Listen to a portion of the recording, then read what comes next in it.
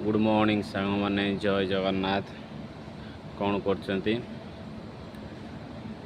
America, Dubai, Qatar, Iran सब युद्ध हवा द्वारा सबुआड़ को फरक पड़ुची भाई, सबुआड़े प्रभाव पड़ुची।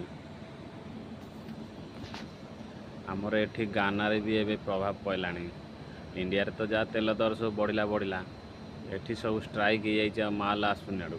दुबई भी आम माल सब आसला जो कंचा माल माल आसी पारनी। एबे आमर एठी सब 8 घंटिया होगलानी।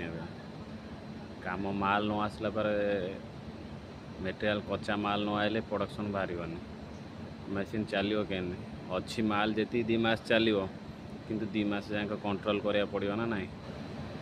से हिसाब से माल टे कंट्रोल कर आज ठारू 8 घंटा चालू जाइए कंपानी।